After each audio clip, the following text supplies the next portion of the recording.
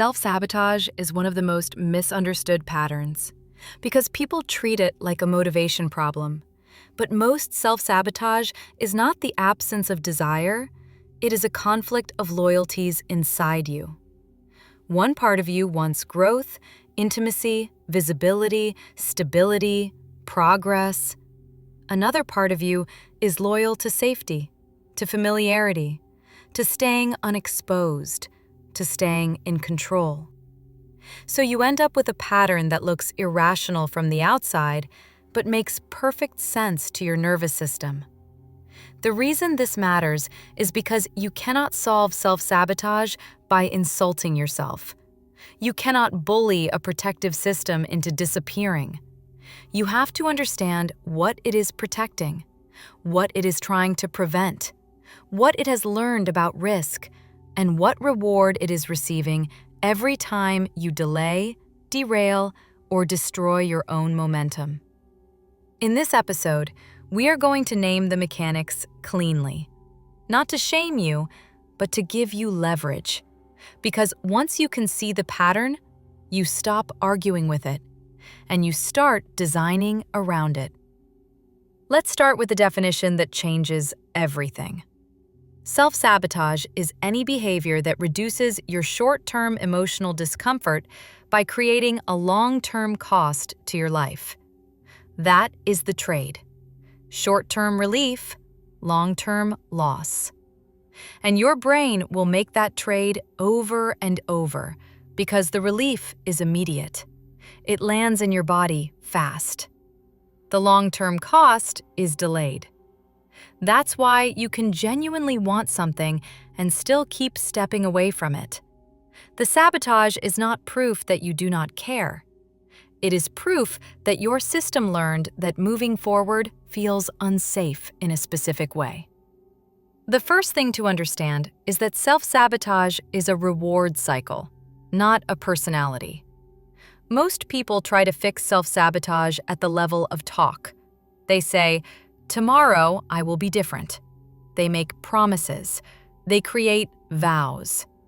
But your brain does not run on vows. It runs on reinforcement. It runs on what gets rewarded and what gets punished. So we have to ask a sharper question than, "Why am I like this?" We have to ask, what is the reward my brain gets when I sabotage? Because there is always a reward, even if the reward is ugly. Sometimes the reward is relief from pressure. Sometimes it is relief from judgment. Sometimes it is relief from intimacy. Sometimes it is relief from responsibility. Sometimes it is relief from uncertainty. Sometimes it is relief from the fear of being seen. Sometimes it is relief from the fear of being ordinary. And once you identify the reward, you can replace it with a better reward. This is the part people do not want to admit. The brain will pick a bad reward over no reward. If sabotage gives you a hit of relief, you will keep doing it, not because you are broken, but because you are human. So we are going to map the main sabotage types and the hidden reward under each one. Because when you recognize your type, you stop treating yourself like a mystery. First type is the most common: delay sabotage.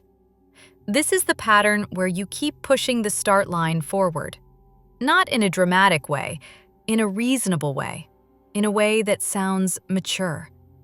You tell yourself you are waiting for the right time, the right energy, the right information, the right mood, the right setup, the right plan, the right sign.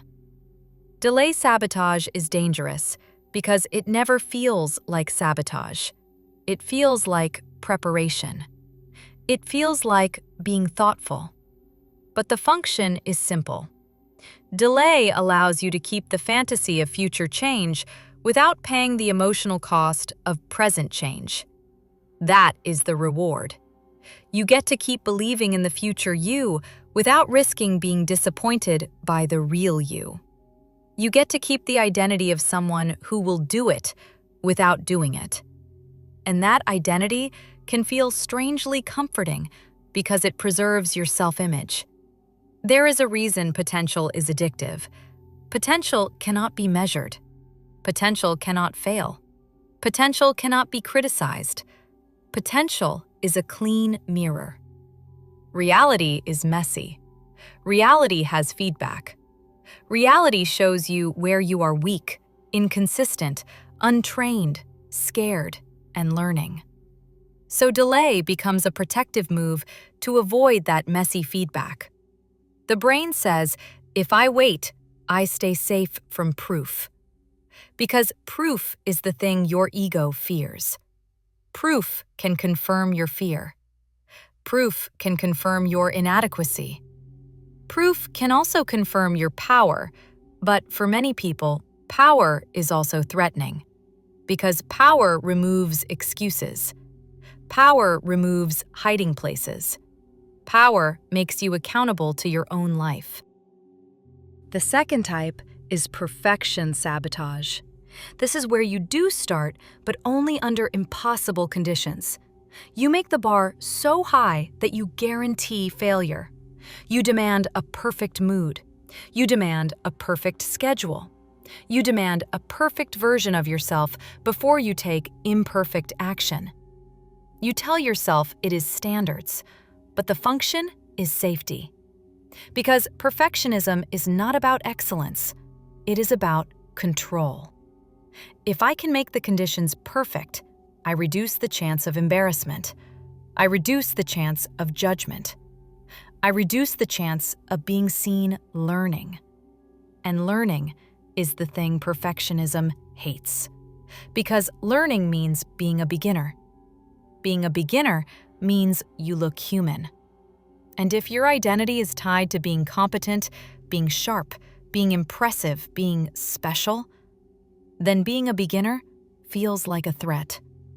So, you sabotage by refusing to start unless you can start as an expert. That will never happen. So, the perfectionist stays in the waiting room forever. Or starts and stops in bursts because the moment the work exposes normal beginner friction, they interpret friction as a sign something is wrong with them. But friction is not a verdict. Friction is what reality feels like when you are building. The third type is distraction sabotage. This one is subtle because it looks like you are still doing things. You are active, but you are not moving forward. You scroll, you research, you reorganize, you plan, you watch, you consume, you gather information. You become the person who knows a lot but does little. The hidden reward is that distraction gives you a sense of progress without exposure. You get dopamine without risk. You get the feeling of doing something without the vulnerability of doing the thing that would actually change your life. This is where the brain gets clever. It gives you tasks that feel responsible and productive, but they are not the task. It gives you side missions. It gives you upgrades to the system. It gives you cleaning and optimizing and organizing. And you can do those things forever and stay safe from the one action that could produce real feedback. The fourth type is relationship sabotage. This is where you sabotage closeness, stability, and repair. You pick fights at the moment things get good. You test people. You withdraw to see if they chase. You create confusion to feel control. You say you want love, but you fear what love will demand. And the reward here is protection from vulnerability. Vulnerability is expensive. Vulnerability means you can be hurt by something real. So, some people subconsciously prefer drama, ambiguity, and chaos because chaos prevents full exposure. In chaos, you can always blame timing, stress, distance, circumstances. In secure closeness, you have to be seen. That terrifies a system that learned safety through hiding. The fifth type is success sabotage. This one is the least talked about, and it is very real. When things begin to work, you suddenly find a way to break them. You stop showing up. You stop posting. You stop responding. You stop progressing. You become inconsistent right when momentum is about to create a new identity. The reward is that sabotage prevents the identity shift. Because success changes your life, and change is not always experienced as good by your nervous system. Change means you might outgrow friends.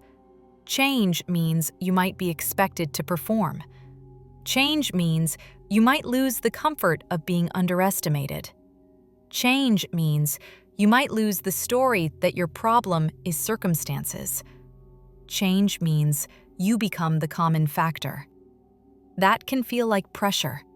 So the brain says, end it before it becomes real. Stay in the old identity where you still have the story. Now, here is the central insight. No matter which type you relate to, self-sabotage is usually your nervous system confusing discomfort with danger. Discomfort is the cost of growth. But if your system is trained, discomfort feels like a signal to stop. Your body treats discomfort like an alarm, and because your body speaks louder than your thoughts, you obey the alarm. You tell yourself it is intuition. It is not always intuition. Often, it is avoidance, wearing a clever outfit. So, the most important skill to build is not motivation. It is not hype. It is not a new personality. It is discomfort literacy. The ability to feel discomfort without translating it into stop. The ability to feel pressure without reaching for relief. The ability to stay present while your brain tries to escape into a story. Because your brain will always try to give you a story that justifies relief. That is what it does. It will say, you are tired. It will say, you are not ready. It will say, you need one more piece of information. It will say, you should wait until you feel confident. It will say, you should fix one thing first. It will say, it is not worth it. It will say, you can do it later. The story will sound reasonable. That is why so many intelligent people sabotage. Intelligence creates better stories. The issue is not stupidity. The issue is that your mind is talented at producing plausible exits. So we need a strategy that does not depend on arguing with your mind. Because if you try to win an argument against your own brain, you lose. It knows you too well. It knows your fears, it knows your history, it knows your weak spots. It can debate you into paralysis. So the solution is to stop negotiating with your mind and start building small, non-negotiable actions. This is where most people misunderstand discipline. They think discipline is force, but the most effective discipline is design. Design means you remove decisions in the moment of vulnerability. You pre-decide. You build rules that your future activated self does not get to renegotiate. Because self-sabotage happens in moments. It happens when you feel a spike of pressure, a spike of doubt, a spike of exposure, a spike of vulnerability. And in that spike, you reach for relief. So if you want to end self-sabotage, you need a system that catches you at the spike. Not a motivational speech you forget by tomorrow, a system. The simplest system is what I call the smallest honest start. Not the perfect start, not the dramatic start. The smallest honest start is the tiniest action that proves you are moving. Movement creates evidence. Evidence creates identity. Identity reduces sabotage. That's the chain. Right now, the reason sabotage feels so sticky is because your brain has evidence that avoidance works. It has evidence that relief is available. It has evidence that you can postpone and survive. So we have to create new evidence. And here is the thing your brain actually respects. It does not respect your intentions. It respects your behavior. Every time you do a small start, You tell your brain a new truth. I move even when I feel pressure. I do not need perfect conditions to be real. I do not abandon myself when I feel discomfort. That is what ends sabotage, not insight alone. Insight is useful, but insight without behavior becomes a trap. You become the person who understands everything and changes nothing. That is another form of sabotage. So we need a structure that forces behavior without requiring emotion. Here is the structure. Step 1. Name your pattern in one sentence. Not 10 sentences, one sentence. For example, I delay the one thing that would change my baseline, and I call it planning. Or, I start strong and then disappear when it becomes real. Or, I demand perfection so I never have to be a beginner. Or, I keep myself in gray zones so I never have to face a clean yes or no. One sentence. Naming is power because it removes fog. Step 2. Identify the emotional cost you are avoiding. This is the hidden engine. Ask yourself, if I did the thing today, what would I have to feel? Would I have to feel vulnerable? Would I have to feel uncertain? Would I have to feel judged? Would I have to feel exposed? Would I have to feel grief? Would I have to feel conflict? Would I have to feel responsibility? Would I have to feel the pain of seeing my actual current level? That answer is your lever. Because once you know the avoided feeling, you can train your capacity to hold it. Most sabotage is low emotional tolerance, not low potential. Step 3. Convert the goal into a start that is too small to argue with. This is where people fail because they choose starts that are too big. A big start triggers fear. A big start triggers perfectionism. A big start triggers identity threat. Your brain hears a big start and says, no. So you choose a small start. 5 minutes, 1 paragraph, 1 email, 1 rep, 1 page, 1 recording, 1 call, 1 walk, 1 application draft, 1 message, 1 calendar block. Step 4. Attach the start to a cue. Cues matter because willpower is unreliable. Pick a cue you already do. After coffee, I do 5 minutes. After shower, I do 10 minutes. After I sit at my desk, I open the project before anything else. The cue removes the choice. Step 5. Create a rule for what happens when resistance shows up. Because resistance will show up. Your brain will try to negotiate, so you need a script for that moment. Here is a simple script. Resistance is not a stop sign. It is a signal that I am about to change. I will do the smallest honest start, and then I am allowed to stop. That last part matters, because many people avoid starting because they think starting means committing to suffering for hours. But the nervous system hears that and panics. So you promise only a start. Starts create momentum. Momentum reduces fear.